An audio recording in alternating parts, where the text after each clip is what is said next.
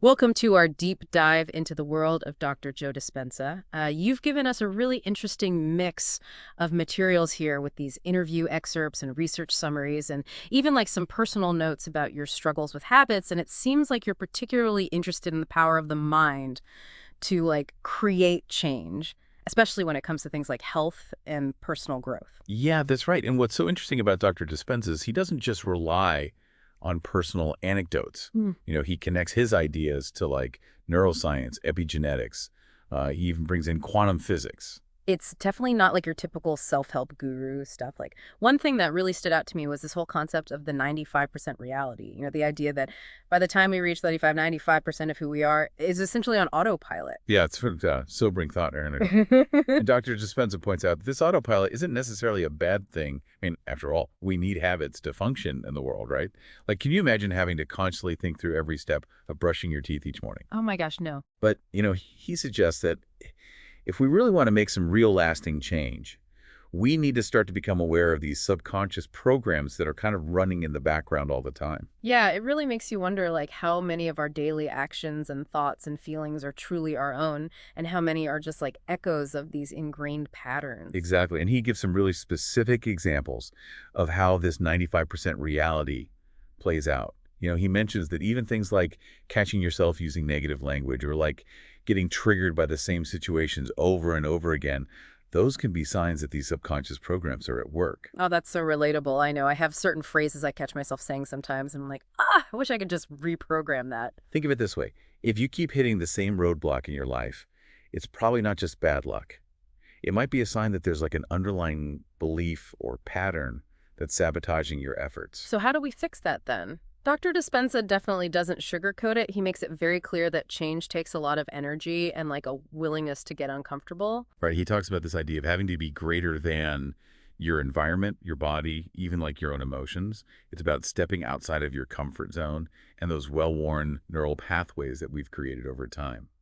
You mentioned epigenetics earlier, and it feels like that plays a pretty big role in his theories. Oh, absolutely. Epigenetics is like this study of how our behaviors and our environment can actually change the way our genes work without changing the DNA sequence itself. Yeah. So Dr. Dispenza suggests that by changing our thoughts and feelings and actions, we can actually influence which genes get expressed, and that impacts our health and well-being on like a really fundamental level. So it's not just about positive thinking then, it's about creating actual physiological changes in the body. It's almost like we have more control over our biology than we think. And he emphasizes this process isn't always easy. It's like, think about trying to break a bad habit. Let's say you want to stop reaching for that late night snack. You might have a plan, but then the craving hits and suddenly you're standing in front of the open fridge Ugh. wondering how you got there. Oh, tell me about it. I know that feeling way too well. It's like there's this internal battle going on. Yeah, and that's where Dr. Dispenza's work gets really interesting.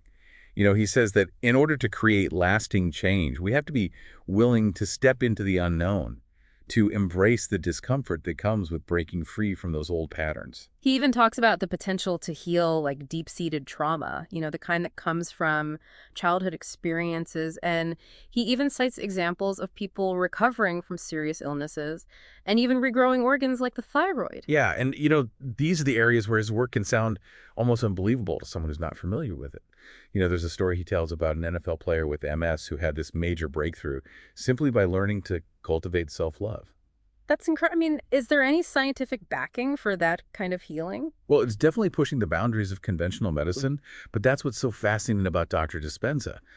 He's not afraid to challenge those boundaries and explore like the real potential of the mind to heal the body. This all seems to tie back to the mind-body connection, which is something he talks about a lot. Right, exactly. And he offers all these examples of how our thoughts literally create chemical changes in the brain, how our emotions can influence gene expression, and how the nervous system functions like its own internal pharmacy, producing this whole cascade of powerful neurochemicals. Wow, so it's like our internal state is constantly talking to our physical body. So if our thoughts and emotions can literally make us sick, can they also make us well? I mean, it makes you wonder. It's a big question, and one that Dr. Dispenza believes we need to be asking ourselves, like, what if we have way more power to influence our health and well-being than we've been led to believe?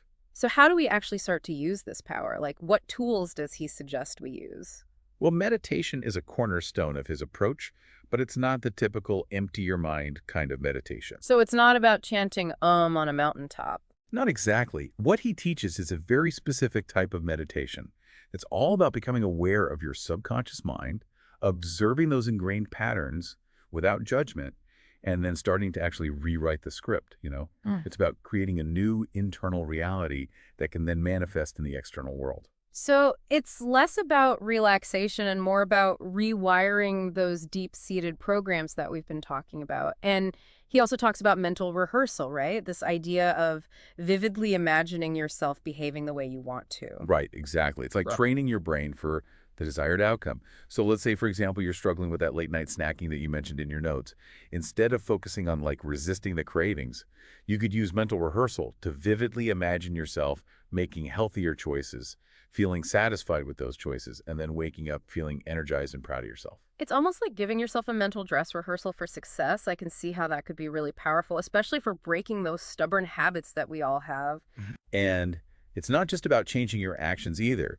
Dr. Dispenza also emphasizes the importance of cultivating a new emotional state. He talks about this power of heart coherence. Okay, I have to admit, I'm not totally familiar with that term. What exactly is heart coherence? So heart coherence is about intentionally creating this state of physiological and emotional balance. When your heart rhythm is coherent, it means there's a smooth, ordered pattern to your heartbeat, rather than this chaotic or erratic one. And this state of coherence has been shown to have all these positive effects on the brain and the body, things like reducing stress, boosting the immune system, and even improving cognitive function. So it's about shifting from a state of stress and reactivity to a state of calm and clarity. Exactly. And Dr. Dispenza believes that the key to cultivating this heart coherence is learning to intentionally generate positive emotions like gratitude and love and compassion. And he suggests that these emotions literally create a different energetic signature in the body, one that's conducive to healing and transformation. And he acknowledges that for a lot of people, it's a major crisis, like an illness or a loss or some kind of big upheaval that finally pushes them to make a real change. It's like we have to hit rock bottom before we're really ready to let go of those old patterns. Yeah, he sees that pattern a lot, Yeah. but he also suggests that we can be more proactive about it. What if instead of waiting for a crisis, we could just define a clear vision for our future and let that be our driving force? What if we could access that same level of motivation and commitment without needing a major life disruption to shake things up? That's a pretty powerful challenge, but also like a really hopeful one. But I have to say, I can imagine it takes a lot of willpower to make that kind of change on our own without a crisis pushing us. And he definitely acknowledges the role of willpower, but he also introduces another really interesting concept, and that is the idea of being addicted to negative emotions. Okay, I'm intrigued. Addicted to negative emotions. Yeah, so he suggests that we can actually become dependent on those negative feelings, seeking them out, even subconsciously because they've become familiar to us. That's a pretty radical idea, but I can see how it might be true. Think about it this way. We often try to avoid uncomfortable emotions like sadness or anger or fear. But Dr. Dispenza argues that by resisting those feelings, we actually give them more power. He suggests that learning to sit with those emotions, to observe them without judgment, can help us break free from that cycle of addiction. This is really making me think because I know I definitely have certain patterns in my life where I reach for external things. Food, shopping, scrolling through social media whenever I'm feeling stressed or down. And that's a super common way of dealing with those uncomfortable emotions. But Dr. Dispenza's work challenges us to look at those patterns and explore healthier ways of managing our emotional states. So instead of trying to numb ourselves or distract ourselves from those feelings, he's suggesting that we learn to kind of ride the waves, so to speak. Exactly. He believes that by becoming more aware of our emotional patterns and developing a sense of inner peace and resilience, we can break free from that addiction to negativity and create a more fulfilling and joyful life. Wow, we've covered so much ground already, and my mind is already feeling expanded. We've explored this whole idea of the 95% reality, the power of epigenetics, the importance of getting uncomfortable for growth, and even the potential to heal deep-seated trauma. Plus, we touched on the power of meditation, mental rehearsal, heart coherence, and even this possibility of being addicted to negative emotions. And this is just the beginning of our exploration into Dr. Dispenza's world. We'll be back to dive into even more fascinating concepts, including his perspectives on global change through collective consciousness, his own personal practices, and even his beliefs and realities beyond our current perception. So stay tuned. So we've been focusing a lot on Dr. Dispenza's ideas about like personal transformation, but he also talks about this possibility of global change through something he calls like collective consciousness. So what exactly does he mean by that? Well, it's this fascinating concept, dude. It's just this interconnectedness on like a much deeper level than we typically even acknowledge. And Dr. Dispenza believes that groups of individuals, when they're intentionally focused on like a common goal or vision, they can create this powerful, energetic field that can actually influence the world around them. So it's kind of like the idea that our thoughts are energy and that energy can have like a tangible impact. Exactly. He uses this analogy of an orchestra. When each individual musician is playing their instrument, but they're not coordinated, the sounds are discordant and chaotic. But when they all come together in harmony, guided by the conductor's vision, they create something really beautiful and powerful. And he believes that human consciousness can work in a similar way. This idea kind of leads into his whole initiative called the Global Walking Meditation. You mentioned this earlier, and I'm really curious to hear more about it. Yeah, so it's basically like a global experiment in collective consciousness on a specific day. People from all over the world participate in a synchronized walking meditation, and they're all focusing on this shared intention for peace and healing and positive transformation. Okay, that sounds really beautiful, but I have to admit I'm a little skeptical. Like, can something like that actually make a difference on a global scale? I mean, it's a valid question, and while it's hard to measure the direct impact of something like this, there are all these anecdotal accounts of people experiencing like profound shifts in their own lives and feeling this sense of connection to something much larger than themselves. I bet it must be quite an experience to be a part of something so global and synchronized. Are there any studies on the effects of this collective meditation? Well, there's definitely a growing body of research that's exploring the impact of collective intention and group meditation. And some studies have even shown like measurable changes in things like crime rates and violence and even global conflict during times when large groups of people are engaged in like focused meditation. Wow, that's pretty amazing. It makes you wonder what we could achieve if we tapped into this power more intentionally and more consistently. It's definitely a more hopeful outlook than just accepting all the negativity we see in the world. Dr. Dispenza believes that by raising our own individual level of consciousness and connecting with others who are on a similar path, we can start to create a more harmonious and peaceful world. It's about shifting from this mindset of scarcity and separation to one of abundance and interconnectedness. And it seems like he really embodies these principles in his own life. You mentioned that he's very transparent about his personal practices. Oh, yeah, he talks about the importance of dedicating time each day to connect with your inner self and cultivate those states of peace and clarity. He even shares his own morning routine. Okay, please tell me he doesn't wake up at 4 a.m. to do yoga on a mountaintop. I don't know if I could be that dedicated. Well, he does wake up pretty early around 4:30, but no mountaintop yoga. He emphasizes that the key is to just find a routine that works for you and to be consistent with it. So what does his morning routine actually look like? He starts his day with a period of quiet contemplation and meditation. He says he usually meditates for about 2 hours, but, the duration isn't as important as just the consistency of the practice. 2 hours. Wow, I struggle to sit still for 10 minutes sometimes. It sounds like he's made this like a non-negotiable part of his life. Oh, absolutely. It's clear that he prioritizes his inner work. After his meditation practice, he'll typically go for a walk in nature or do some light exercise, always focusing on being present and connecting with his surroundings. And he emphasizes the importance of moving the body to help clear energy and shift your emotional state. It sounds like a really grounding and centering way to start the day. I'm starting to see how all of these practices connect back to his theories about change and transformation. Right? It's about creating that foundation of inner peace and awareness that then allows you to navigate the challenges of life with more grace and resilience. And this is where Dr. Dispenza's work takes another really intriguing turn. Yeah. He goes beyond the realm of just personal growth, and he delves into something that can sound almost mystical or even fantastical. He talks about the possibility of realities beyond our current perception. Yeah, I was really curious about this aspect of his work. He seems to be suggesting that there are these dimensions of existence that we haven't even begun to tap into yet. It's almost like something out of a science fiction novel. Well, he uses this analogy of a radio. Like, you imagine that your conscious mind is tuned into one specific frequency, but there are countless other frequencies out there that are broadcasting all sorts of information and experiences. And he believes that we have the potential to access those other frequencies, to expand our perception and experience realities that we currently consider to be beyond our grasp. Okay, I'm trying to wrap my head around this. How does he propose we access these other realities? Is it through some sort of advanced meditation technique? Well, he believes that practices like deep meditation and conscious breathing can allow us to tap into the subconscious mind where these latent potentials reside.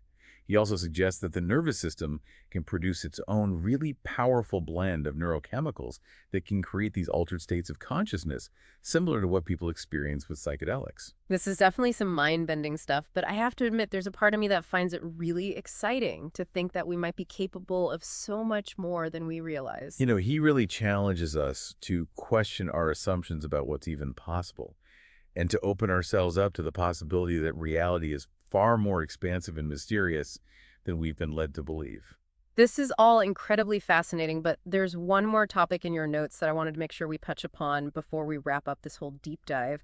You mentioned something about a comparison between meditation and pharmaceutical interventions. Oh, yeah, you're right. That's something that Dr. Dispenza has been exploring in his research, and we'll definitely delve into that fascinating comparison when we come back for the final part of our deep dive. All right, so we're back, and I'm ready to get into this last part. You mentioned that Dr. Dispenza has been comparing the effectiveness of meditation to like actual pharmaceutical interventions. And I gotta say, I'm really curious to hear more about this. Is he suggesting we should like ditch all our medications and just meditate instead? Well, it's not quite as simple as that. He's not saying that we should replace traditional medicine with meditation, but his research has shown some really interesting things that make us wonder about the mind's potential to heal the body.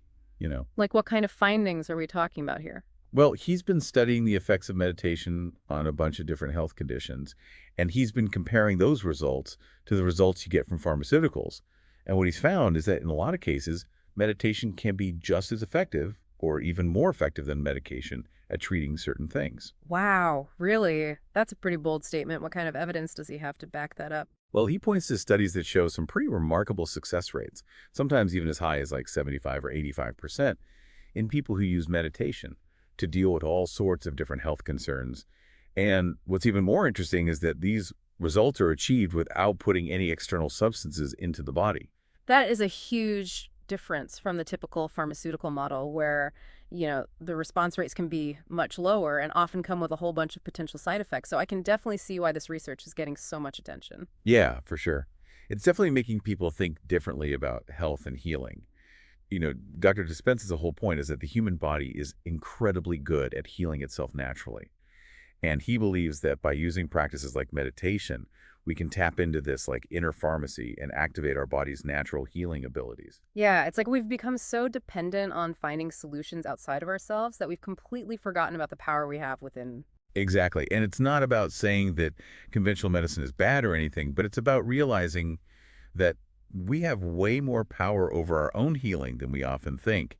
And it's about encouraging people to take an active role in their own well-being. So it's more about combining these practices with traditional medical care, not necessarily choosing one over the other. Right. It's about finding a way to approach health that addresses the whole person, mind, body, and spirit. And it's important for people to talk to their doctors and figure out what's best for their own unique situation. Well, this has been a seriously mind-blowing deep dive, I have to say. We've explored so much about Dr. Dispenza's work, like the science behind the mind-body connection, the power of meditation to actually rewire our brains and even heal our bodies, the potential for collective consciousness to like create positive change in the world, and even the idea that there might be these other realities out there just waiting to be discovered. It has been quite a journey. So what really stands out to you from everything we've talked about? I think what really sticks with me is this idea that we have so much more power to shape our reality than we think. It's kind of empowering and a little scary at the same time. It's definitely a challenge to step into that much responsibility. But Dr. Dispenza reminds us that even tiny changes in our beliefs and perceptions can have huge effects, and he leaves us with this really powerful thought. If we can just shift our thinking even a little bit toward believing in our own power and potential, imagine the kind of impact that could have, not just on our own lives, but on the whole world around us. That's an awesome message to end on. So much to think about, so much to explore. Thank you so much for guiding me through this deep dive. It's definitely given me a whole new perspective on what's possible.